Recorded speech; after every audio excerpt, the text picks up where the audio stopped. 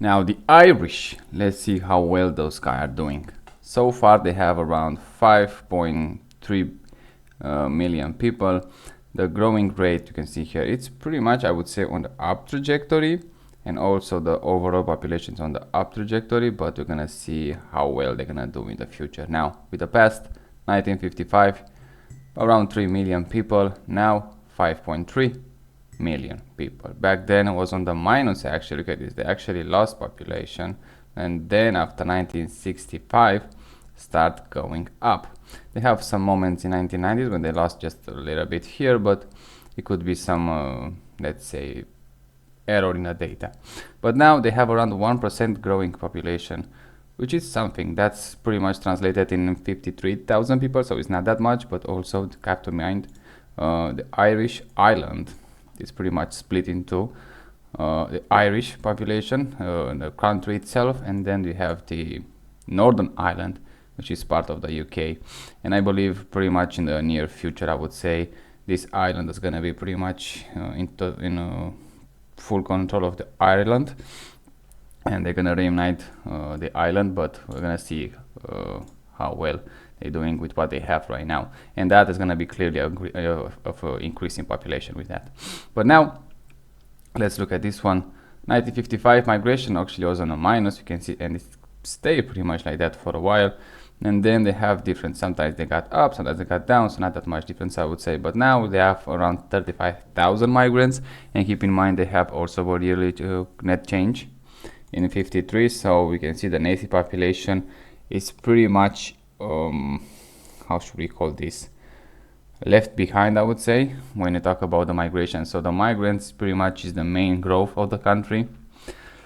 And when you look at this, the median age back then it was 30 years old, now it's 39 years old, so we're gonna see pretty much a 10 years increase in age. Fertility rate, well, that's something interesting. When they lost population around 3.3, 3.4, then when they start gaining population it was around 4, so actually they increased, but right now it's 1.6. And the only 2010 when they have above the replacement rate, but until then they got below replacement in 1995, so they are on the under replacement rate for quite a while right now. So clearly that's why they have also some migrants, and the most population growth gains from migrants. And also I have to say, because they have this fertility rate low for quite a while right now, probably a lot of people who are born there, let's say not a lot of them, a few of them, they are from migrant parents, and that became actually, I think, if you're born there, raised there, lived there for entire life, you became actually Irish citizens, but you are from the migrant parents, so that's gonna increase the population, but I will not call it exactly Irish. Now, urban population back then 44%, now it's 62%, so clearly an increase. The global rank clearly doesn't make that much sense for them. It's 95 back then, now it's 125, so clearly they cannot keep up with the rest of the world. Let's look in the future now. In 2050, 25 years from now, it's going to be around 6 million people, so not a much increase, I would say, from the present population. And also you're going to see the increasing in population is going to go down, and at some point they're going to have, like I said, 2050, you're going to have around 10,000 net increase in population. Probably by 2050, I would say they're gonna go actually down, so you're gonna see those numbers actually going down much faster. Probably we have that 10 or 5,000 people net increase in 2014, and by 2050 you're gonna see actually going down.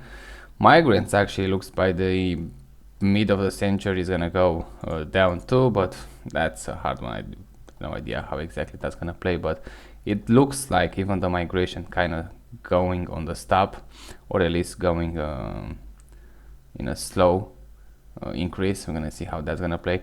Median age is not gonna affect that much. They have how much, 39 now, then it's gonna have like 43, so 4 years increase. Not much of, I would say, but probably it's gonna be around 6 to 7 increase, so still manageable, I would say. Fertility, they say, is gonna remain the same. Urban population gonna move more to the cities, which is gonna make sense for them. It's gonna be like 72, probably it's gonna go around 80% of the population. Now, life expectancy in Ireland, If you don't have a bar fight, it's gonna be around 82.7 for both sexes, 85 for female, 80 for males, which is pretty good, I would say. And the infant mortality rate is 2.6, which is very good. And death at the age of 5, 3.1, a bit over, but still very well, I would say, from them. That's the Irish population. Now we can look at this pyramid. Well, we can see why the population is gonna go down. And again, the same thing appears pretty much in almost all the countries that I saw. They are born more male than females, and then obviously with time, when males don't live that long, in this case with Ireland, they're gonna go in a female surplus by the age of 35, around that. So clearly much lower than other countries, but you can see in pretty much every country you're gonna see more male are born than female, even in Ireland. So that's something interesting also. You can see the pyramid just kind of shrinking down at the base, and it's gonna continue like that. And this one, they say the fertility rate is 1.7. In that chart was a bit lower, so yeah, always gonna have some difference in data. Ethnic majority is obviously Irish, 76%, which I would say is kind of low for the Ireland. I would expect something like 90%, but it is what it is, I guess. And history, now that's something interesting. Look at this.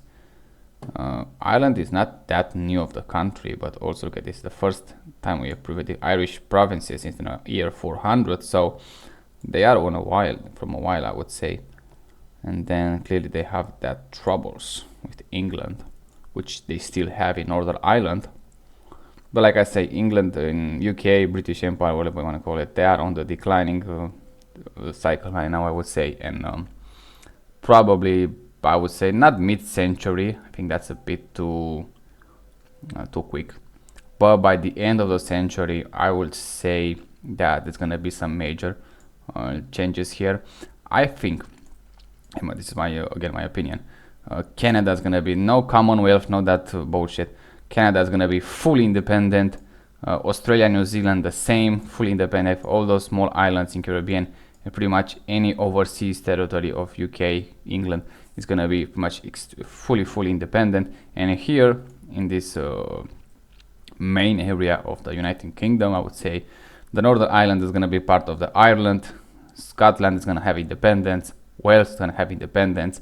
And even England itself, I think they're going to get split into the Southern England and the Northern England. So we have to keep an eye on that. By the end of the century, I think this is going to happen. Clearly, greatest empire of in the world, now shrinking down dramatically, and it's pretty much nature of the course, I would say, for the England. But they have their history. They've done well. They've done good things, bad things, doesn't matter.